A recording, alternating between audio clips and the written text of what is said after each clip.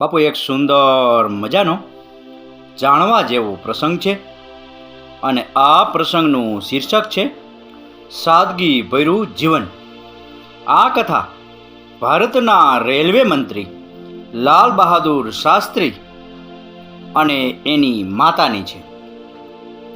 સાંજ પડી ગઈ હતી અને બનારસના એક નાના સ્ટેશન પર દીવાઓનો ઝાંખો પ્રકાશ અને સ્ટીમ એન્જિનનો અવાજ ગુંજતો હતો. એક વૃદ્ધ સ્ત્રી આંખોમાં કોમળતા અને ચહેરા પર ઊંડી કરચલીઓ સાથે હાથમાં એક નાનું પોટલું લઈને બેબાકડા થઈને પ્લેટફોર્મ તરફ દોડી રહી હતી. તેણીને ફક્ત એક જ ડર હતો, કદાચ હું દિલ્હી જતી છેલ્લી ટ્રેન ચૂકી જઈશ. પણ ભાગ્યની યોજના કંઈક અલગ જ હતી. જેમ જેમ તે પ્લેટફોર્મ પર પહોંચી, ટ્રેનની છેલ્લી સીટી વાગી અને ગાર્ડનું લાલ સિગ્નલ અંધારામાં ગાયબ થઈ ગઈ. વૃદ્ધ સ્ત્રી નિરાશ થઈ ત્યાં જ લાકડાના એક જૂના બાંકડા પર બેસી ગઈ. દિવસનો થાક અને ટ્રેન ચૂકી જવાની ચિંતાએ તે થાકી ગઈ હતી. તેના ચહેરા પરની લાચારી નજીકના કુલીને હચમચાવી ગઈ. કુલી નજીક આવ્યો અને ખાલી પૂછ્યું, માજી, તમે ખૂબ ચિંતિત લાગો છો. તમે ક્યાં જવા માંગતા હતા?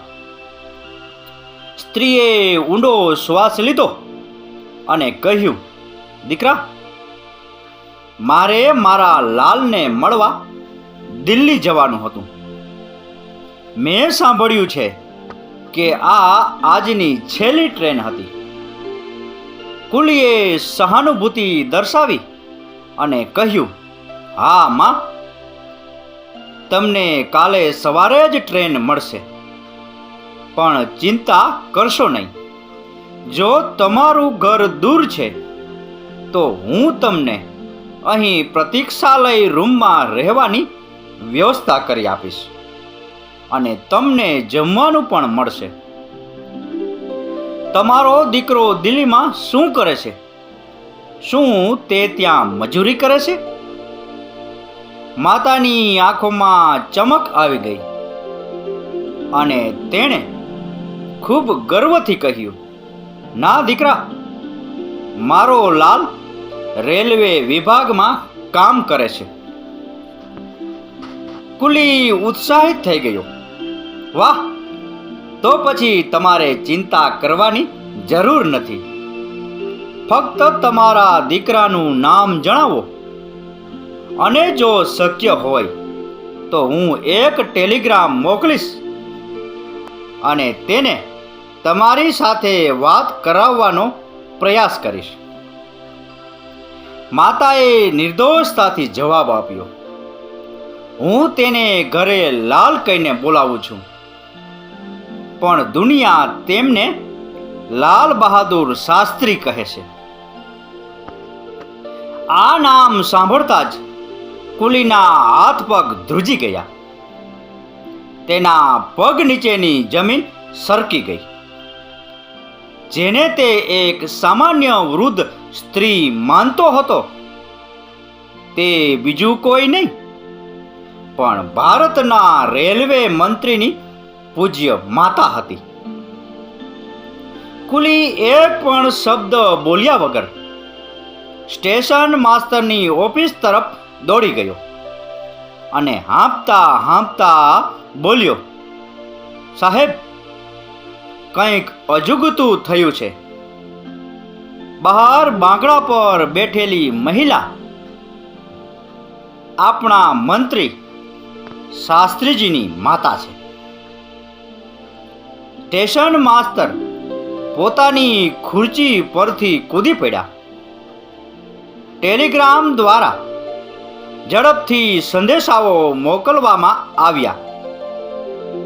થોડી જ વારમાં આખું સ્ટેશન વહીવટી તંત્ર દ્વારા સક્રિય થઈ ગયું.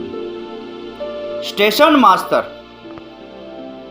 તેમના ઉચ્ચ અધિકારીઓ સાથે બાંકડા પાસે દોડી ગયા અને માતાના ચરણોમાં માથું નમાવ્યું.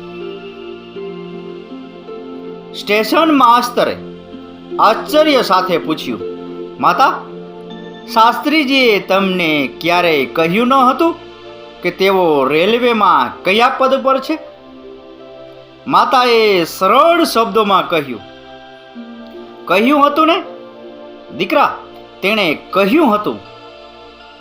અમ્મા, હું દિલ્હી રેલવે ઓફિસમાં એક નાનકડો કર્મચારી છું. સ્ટેશન માસ્તરની આંખોમાં આંસુ આવી ગયા. તેમણે કહ્યું, માતા, તમે ધન્ય છો અને તમારા સંસ્કાર ધન્ય છે. તમારો દીકરો નીચા સ્તરનો કર્મચારી નથી, પરંતુ આ દેશના લાખો પાટા પર દોડતી દરેક ટ્રેનનો અને અમારા જેવા લાખો રેલવે કર્મચારીઓના વડા છે. તે ભારતના માનનીય રેલવે મંત્રી છે. સ્ટેશનનું દ્રશ્ય તરત જ બદલાઈ ગયું. થોડીવાર પહેલા શાંત રહેલું સ્ટેશન સાયરનના અવાજથી ગુંજી ઉઠ્યું. જિલ્લા કલેક્ટર, પોલીસ અધિકારીઓ અને સુરક્ષા દળોનો કાફલો આવી પહોંચ્યો હતો. પ્લેટફોર્મની બહાર એક ચમકતી એમ્બેસેડર કાર ઊભી હતી. થોડા સમય પહેલા સામાન્ય મુસાફરની જેમ બાંકડા પર બેઠેલી વૃદ્ધ માતાને સુરક્ષા ગાર્ડ્સ દ્વારા ઘેરાયેલા સંપૂર્ણ રાજકીય સન્માન સાથે દિલ્હી મોકલવામાં આવ્યા. વારાણસીના તે નાના સ્ટેશન પર ઇતિહાસ રચાઈ રહ્યો હતો, પરંતુ દિલ્હીમાં તેની ઓફિસમાં બેઠેલા તે નાના કદના મોટા માણસને એ વાતની બિલકુલ ખબર નહોતી કે તેની સાદગી ભર્યા જીવનને ફરી એકવાર માનવતાનું માથું ઊંચું કરી દીધું છે.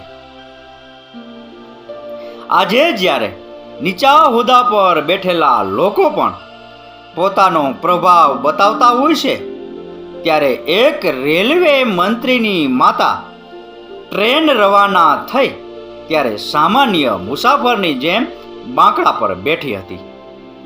શાસ્ત્રીજીએ તેમની માતાને રેલવેમાં એક નાનકડા કર્મચારી હોવાનું કહીને તેમના અહંકાર વગરના વ્યક્તિત્વને પ્રતિબિંબિત કરે છે. તો બાપુ, આ હતો લાલ બહાદુર શાસ્ત્રી અને તેની માતાની કથા, સાદગી ભર્યું જીવન વિશેનો પ્રસંગ. આ કથા, આ વાર્તા પૂરેપૂરી સાંભળી એ બદલ આપનો ખૂબ ખૂબ આભાર. આપનો દિવસ શુભ રહે. મહાદેવ હર.